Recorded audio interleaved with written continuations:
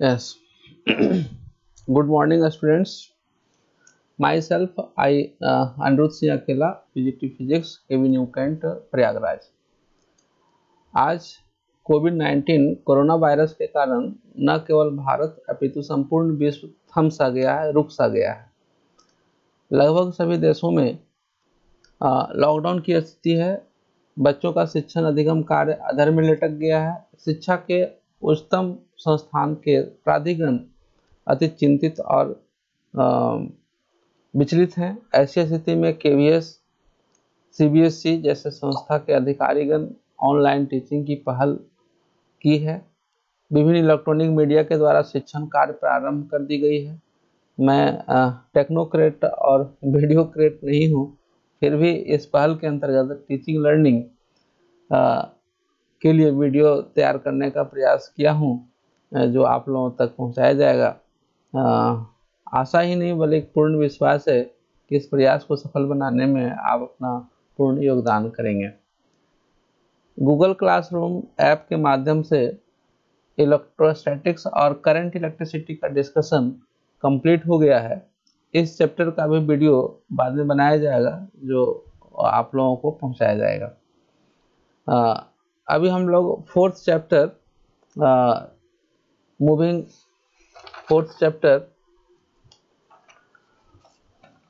Moving charges and magnetism के बारे में चर्चा प्रारंभ करेंगे। जैसा कि आप जानते होंगे कि लगभग 2000 वर्ष पूर्व से दोनों इलेक्ट्रिसिटी और मैग्नेटिज्म को फिजिक्स के दो सेपरेट ब्रांचेज के रूप में जाना जाता रहा है। लेकिन 200 वर्ष पूर्व 1820 में एक Danish chemist and physicist Hans Christian Oersted ने अपने डिमोन्स्ट्रेशनल लेक्चर में अनुभव किया कि ये दोनों ब्रांचेज एक दूसरे से क्लोजली रिलेटेड हैं। उन्होंने नोटिस किया कि जब किसी कंडक्टर में करंट पास होता है तो कंडक्टर के निकट रखे हुए मैग्नेटिक कंपास नीडल में नोटिसेबल डिफ्लेक्शन होता है, जो magnetic effect of electric current के नाम से जाना जाता है। इस फिनोमेना को फॉलो करते हुए बहुत से एक्सपेरिमेंट हुए। 1864 में जेम्स मैक्सवेल ने इलेक्ट्रिसिटी एंड मैग्नेटिज्म को ओबे करने वाले नियमों लॉज को यूनिफाई और फॉर्मुलेट करने का प्रयास किया। इसने एक नई साइंस फिजिक्स के एक अलग branch that is known as electromagnetism का एस्टेब्लिशमेंट किया, और इस इलेक्ट्रोमैग्नेटिज्म के कारण 20th सेंचुरी में remarkable scientific and technological progress हुआ। अभी हम लोग ऑस्टेड एक्सपेरिमेंट के बारे में अध्ययन करेंगे, क्योंकि मैग्नेटिक फील्ड एक वेक्टर क्वांटिटी होता है, इसलिए मैग्नेटिक फील्ड के डायरेक्शन और मैग्नीट्यूड दोनों को हमें फाइंड करना है।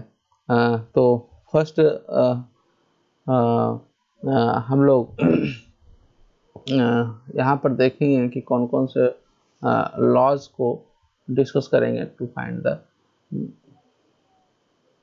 here we will discuss about the magnetic effect of current, that is Oersted experiment, Ampere's swimming rules, Maxwell's corkscrew rule, right hand thumb rule, and Biot-Savart's law.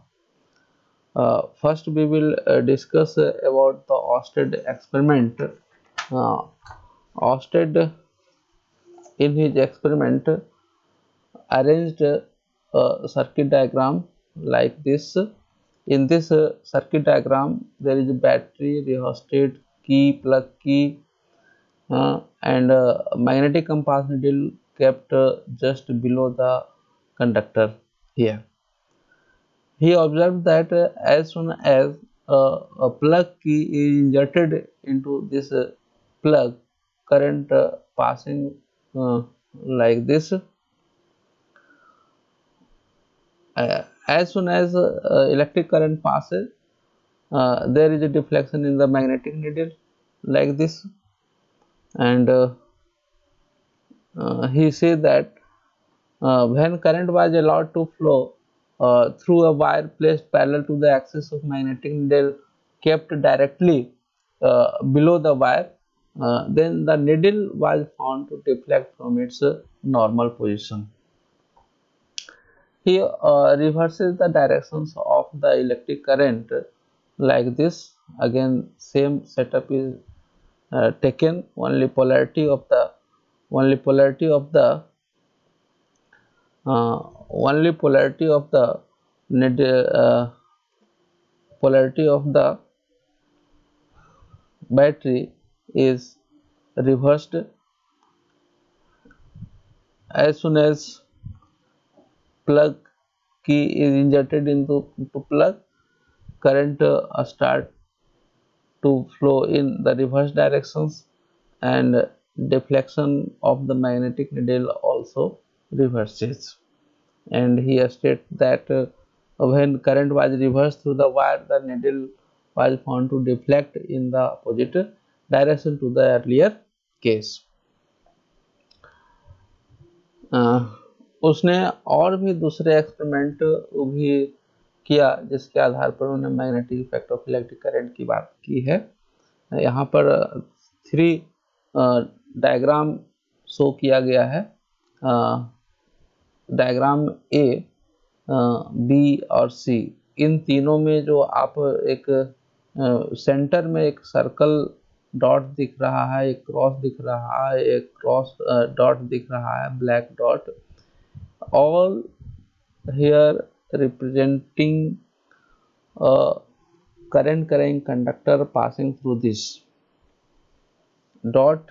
Here this dot represents current passing perpendicularly outside to the plane, and this cross represents current passing inside the screen or plane of the paper perpendicularly, and here also a straight current carrying conductor is passing through this. In this experiment, Oersted taken a lot of a magnetic compass needle and placed like this. He observed that the north pole of the magnetic needle aligned in the same sense in a circular form, and in figure B same alignment यहाँ पाया गया, लेकिन direction of the circle reverses है. और इस diagram सी में ये represent किया गया है कि some iron filing are sprinkled around the current carrying straight current carrying conductor.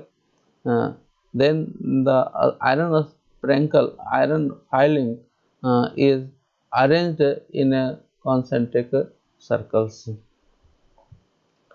that can be shown here like this. इन सभी एक्सपेरिमेंट के आधार पर हम लोग यह कह सकते हैं, निष्कर्ष निकाल सकते हैं कि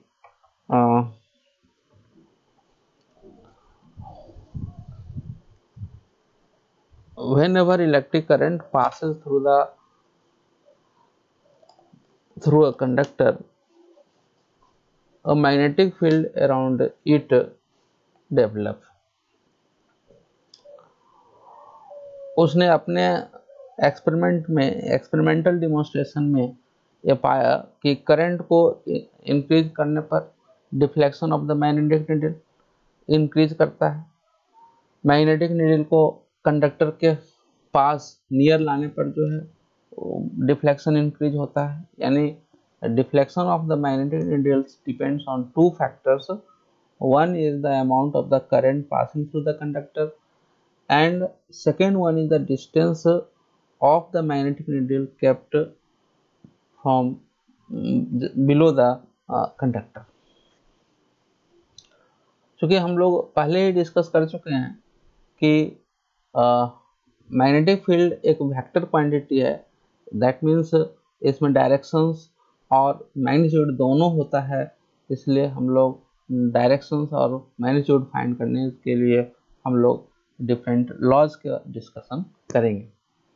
तो पहले हम लोग मैग्नेटिक फील्ड के डायरेक्शंस को डिटरमाइन करने के लिए कुछ रूल को हम लोग यहाँ पर डिस्कस कर ले रहे हैं, जो कि इस प्रकार है। फर्स्ट हम लोग एम्पियर स्विमिंग रूल को डिस्कस करेंगे।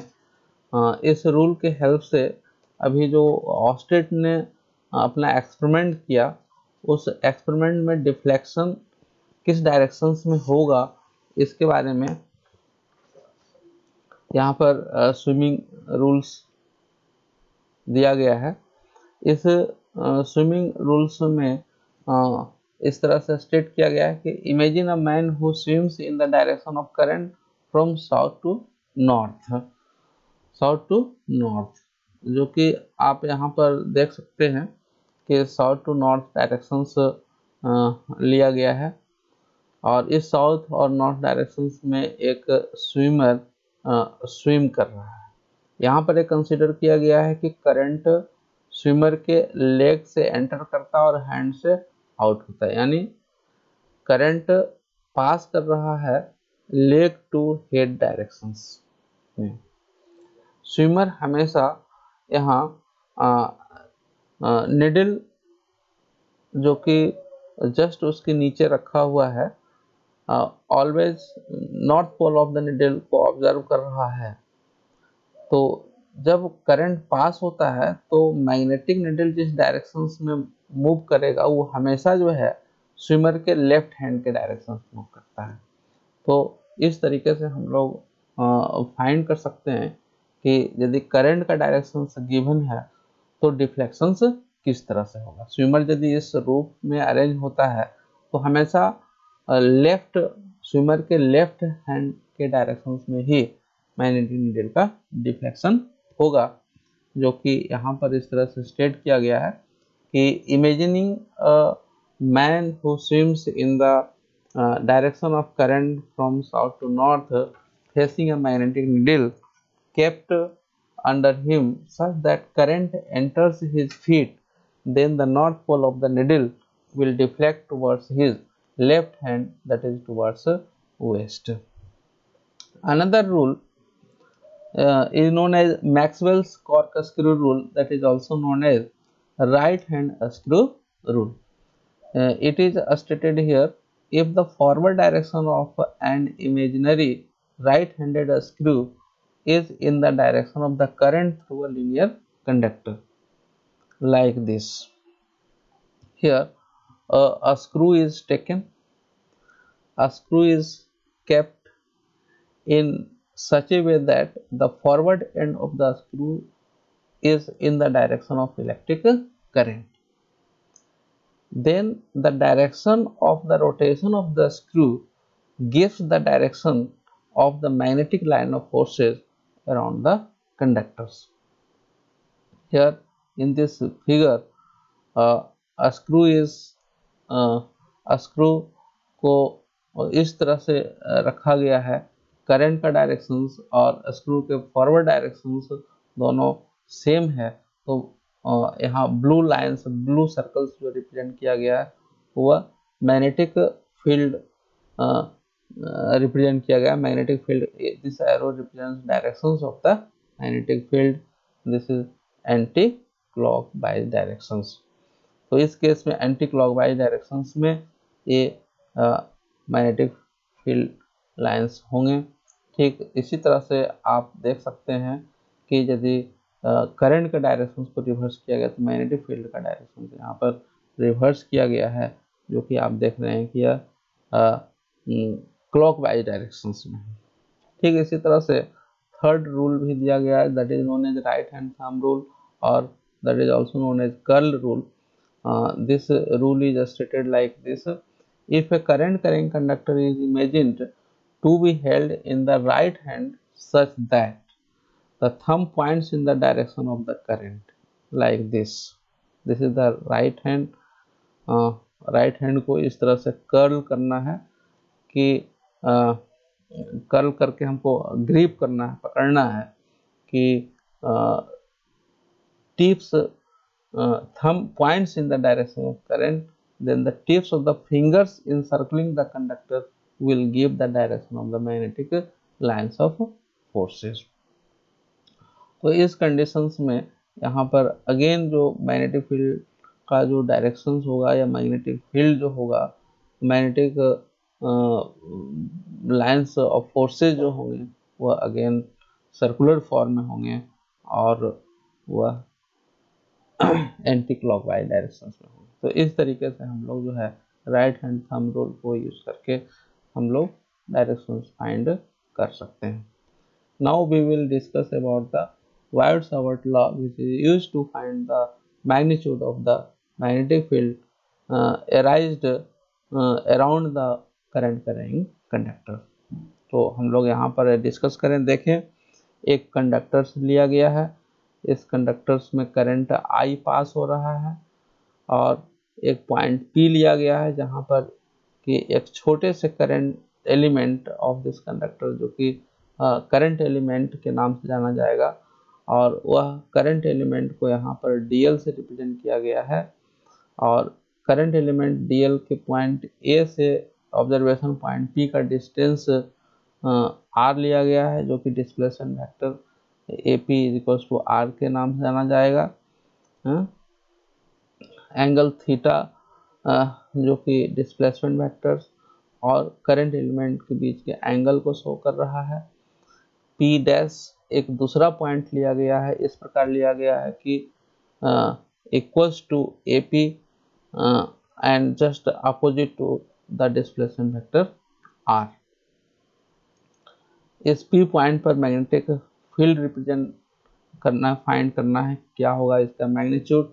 और यहाँ पर देखिए रिप्रेजेंट किया गया है क्रॉस मार्क और डॉट पॉइंट से, जैसा कि हम लोग पहले भी डिस्कस कर चुके हैं कि this cross mark represents the magnetic field is going और enter into the plane and dot mark represents magnetic field is going out of the plane.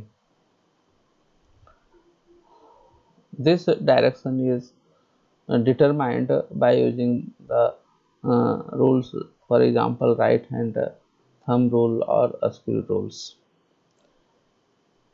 Through experiment it is observed that the magnetic field dB, magnetic field produced due to this current element at P depends on 4 factors.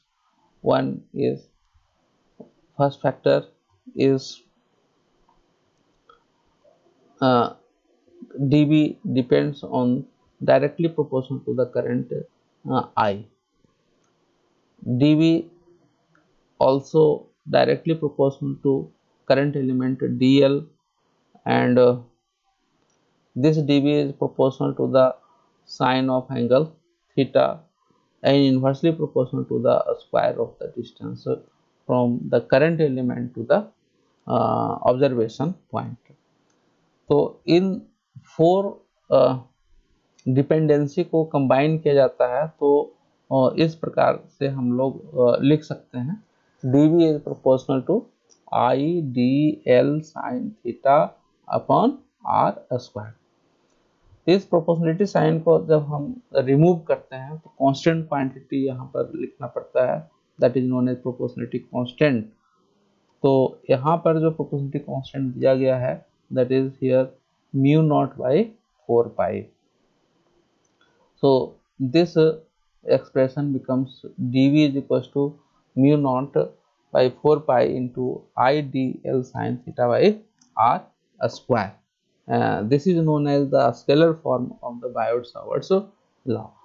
Now we want to write this law in vector form. So in vector form this law is written like this: dV is equals to this mu naught I dl cross unit vector r upon 4 pi into r square। तो scalar form और vector form में जो लिखने का तरीका है जिसमें ध्यान देना है हमें वो ये कि स्केलर फॉर्म में देखिए डीवी के ऊपर एरो मार्क नहीं लिखा जाता है, यहाँ लिखा जाएगा। यहाँ पर डीएल करंट एलिमेंट डीएल जो है वो वेक्टर है, क्योंकि करंट एक वेक्टर क्वांटिटी नहीं होता है, लेकिन इस डीएल का जो डायरेक्शन होगा वह करंट के डायरेक्शंस में ही होगा। तो और cross of unit vector r. तो यूनिट वेक्टर आर को डिफाइन किया गया जैसा कि आपको लोअर क्लासेज में बताया गया है। आप जानते हैं कि unit vector r is equals to vector r upon magnitude of vector r. तो यूनिट वेक्टर आर के प्लेस पे यदि ये लिखा जाए तो हमारा एक्सप्रेशन ये बन जाएगा dv is equals to mu naught by 4 pi into I d l cross vector r upon r cube. तो हम लोगों को याद रखना होगा कि वेक्टर फॉर्म में बायोट-सावर्त लॉ को इस रूप में लिखा जाएगा। और यहाँ पर जो मैग्नेटिक फील्ड डीवी है उसका डायरेक्शन डीएल क्रॉस आर से हम लोग देंगे। यहाँ पर डीएल क्रॉस आर का जो डायरेक्शन होगा वही डीवी का भी डायरेक्शन होगा। यहाँ पर जो नया क्वांटिटी आया है म्यू नॉट, उस म्यू नॉट को परमिएबिलिटी ऑफ द वैक्यूम कहा जाता है, जिसकी value 4 pi into 10⁻⁷ T, capital T. This capital T represents Tesla. Tesla is the unit of magnetic field. So mu naught has value 4 pi into 10⁻⁷ Tesla metre पर ampere और weber पर metre पर ampere. तो ये दोनों तरह का unit को आपको याद रखना है। याद क्या रखना है, इस फार्मूला से हम लोग यहाँ पर इसकी यूनिट को फाइंड कर सकते हैं। यहाँ पर अभी आपको ऑलरेडी बताया जा चुका है कि डीवी का डायरेक्शंस डीएल क्रॉस आर के डायरेक्शंस में होगा, जो कि राइट हैंड स्केल रूल से फाइंड कर सकते हैं। यहाँ पर इस रूल को यदि हम लोग अप्लाई करें तो पी डैश पॉइंट्स पर मैग्नेटिक फील्ड इमर्जिंग आउट होगा एंड पी पॉइंट्स पर magnetic field enter into the magnetic field lines होगा, प्लेन ऑफ द पेपर होगा, प्लेन ऑफ द डायग्राम होगा। यहाँ पर करंट एलिमेंट जिसकी चर्चा हम लोग पहले भी कर चुके हैं कि एक वेक्टर क्वांटिटी है जिसका मैग्नीट्यूड करंट और length of the small elements के प्रोडक्ट्स के वेक्टर फॉर्म में होता है, जो कि इस आई d L vector D L के रूप में रिप्रेजेंट किया गया है। यहाँ पर हम बायोट-सावर्त लॉ का कुछ स्पेशल केस के बारे में डिस्कस करेंगे। स्पेशल केस क्या कि थीटा की जो है एक स्पेशल वैल्यू होगी, theta is equal to 0, theta is equal to 90 degree. तो थीटा कब 0 होगा, कब 90 डिग्री होगा, जब ऑब्जर्वेशन पॉइंट से जो परपेंडिकुलर डिस्टेंस करंट एलिमेंट पर आएगा तो थीटा की वैल्यू 90 होगा। और यदि पॉइंट करंट एलिमेंट के डायरेक्शंस में यदि है तो थीटा की वैल्यू 0 होगी।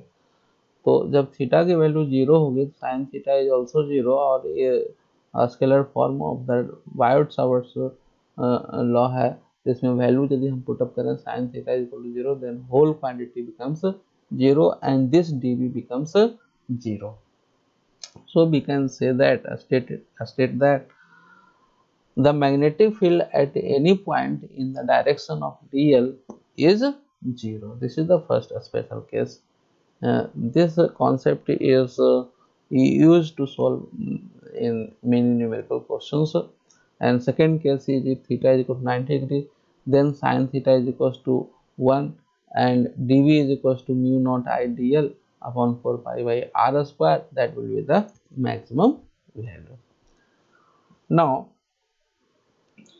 we want to develop a relationship between permittivity of free space, that is denoted by epsilon naught, already discussed in earlier chapters. Mu naught, that is the permeability of the free space. C, that is the speed of light in vacuum, and this formula is also developed in 8th chapter, that is electromagnetic wave. यहाँ पर एक relation देखिए develop किया गया, mu naught epsilon naught mu naught is equal to 1/c²। इसको कैसे develop किया गया देखिए, ऑब्जर्व करिए। इस mu naught epsilon naught mu not में 4 पाई से मल्टीप्लाई और डिवाइड कर दिया गया, तो इसका फॉर्मेट चेंज हो गया। अब देखिए ये 4 पाई एप्सिलॉन नॉट जो कि एक कांस्टेंट क्वांटिटी है, इलेक्ट्रोस्टैटिक्स में आपने पढ़ा है, डिस्कस किया है, और इसकी वैल्यू जो है ये होता है 1/9 × 10⁹ सम यूनिट्स मिल करके जो है स्पीड ऑफ लाइट ये इस यूनिट में कन्वर्ट हो जाएगा। यूनिट्स को भी हम लोग देख सकते हैं। और म्यू नॉट बाई 4 पाई के बारे में भी हम लोग डिस्कस किए थे, इसकी वैल्यू 10⁻⁷ टेस्ला मीटर पर एम्पियर होता है। तो इसकी वैल्यू यहाँ पर पुट किया गया है, और इसको यदि सॉल्व किया जाए तो इस फॉर्म में आएगा। और 3 × 10⁸ आप जानते हैं कि this is the speed of light in vacuum, so we can put c in place of 3 × 10⁸। so this is equal to 1/c²। very important relation, इसे याद रखना है। म्यू नॉट एप्सिलॉन नॉट का product inverse of the square of the speed of light होता है। Yes, अब यहाँ पर हम लोग डिस्कस करना चाहते हैं, कंपैरिजन करना चाहते हैं बायोट-सावर्ट्स लॉ को कूलम्ब्स लॉ के साथ। तो कंपैरिजन में आपका कुछ पॉइंट सिमिलरिटी का हो सकता है, कुछ डिसिमिलरिटी का हो सकता है। तो पहले हम लोग सिमिलरिटी की बात करते हैं। दोनों में सिमिलरिटी है, दोनों लॉन्ग रेंज फील्ड्स होता है, दोनों फील्ड्स प्रिंसिपल ऑफ सुपरपोजिशंस को ओबे करता है। प्रिंसिपल ऑफ सुपरपोजिशंस हम लोग डिस्कस कर चुके हैं इलेक्ट्रिक फील्ड के चैप्टर्स में। अगेन 11th क्लास में भी जो है वेव्स मैकेनिक्स जहाँ पर हम लोग डिस्कस किए थे सुपरपोजिशन ऑफ वेव्स, जिसके कारण इंटरफेरेंस ऑफ वेव्स वगैरह डेवलप हुआ था, वहाँ पर भी हम लोग प्रिंसिपल ऑफ सुपरपोजिशन का यूज़ किया था। तो दोनों फील्ड्स प्रिंसिपल ऑफ सुपरपोजिशन के लिए एप्लीकेबल होता है। दोनों फील्ड्स जो है डिपेंड करता है inversely on the square of the distance from the source to the point of observation. These are the dissimilarity points. The electrostatic field is produced by a scalar source, that is called electric charge, and the magnetic field is produced by a vector source, that is represented IDL, that is current element. Now the displacement electrostatic field is along the displacement vectors, which is obtained just joining the source and the field points, but the magnetic field is perpendicular to the plane containing the displacement vector and the current element. And third dissimilarity is, which is very important, there is an angle dependency in the Biot-Savart law, which is not present in the electrostatic case. This is very important dissimilarity. Now we want to solve a numerical which is based on the Biot and Savart's law, which is already discussed here. In this numericals, given an element delta L is equal to delta xi, it means current element का जो directions है वह in the directions of x axis, that is I, is placed at the origin. यह current element origin पर रखा हुआ है and carrying a large current I is equal to 10 ampere what is the magnetic field on the y-axis at a distance of 0.5 meter and delta x is given 1 centimeter. इस questions को आप carefully observe करें। आप अभी discuss किया था, find किया था वायट एंड सावर्ट लॉ। यहाँ देखिए वायट एंड सावर्ट लॉ लिख दिया गया। The magnitude of magnetic field dv is equal to mu naught by 4 pi into I dl sine theta by r square.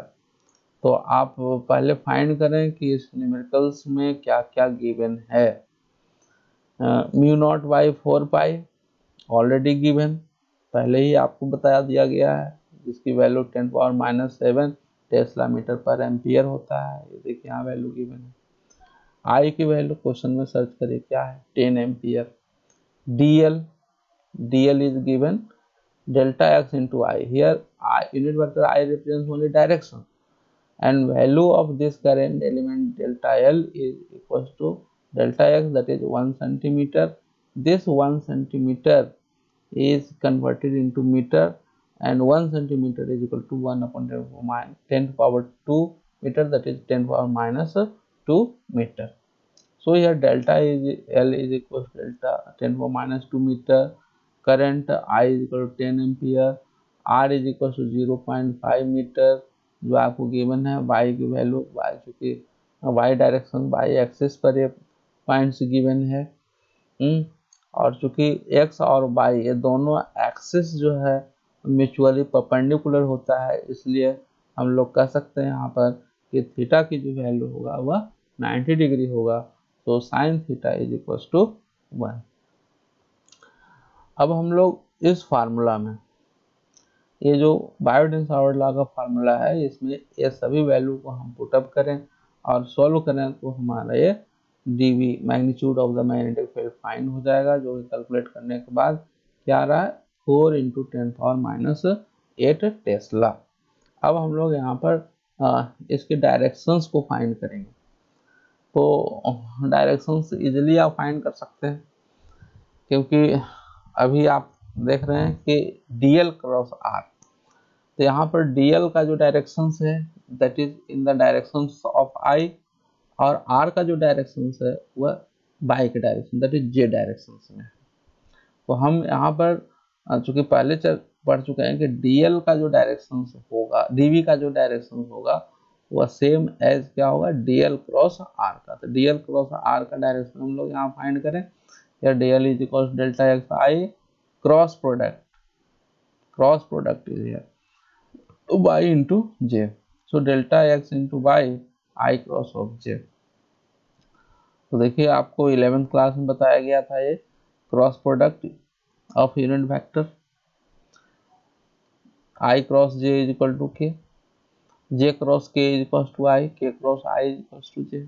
Here I cross j is unit vector of k, and unit vector k represents plus of z direction. So in this questions the directions of magnetic field dv is along the positive z directions, yes। तो हम लोगों का जो topic decided था वो complete हो गया। अब हम कुछ आप लोगों को असाइनमेंट दे रहे हैं जो कि आपको कंप्लीट करके लाना है।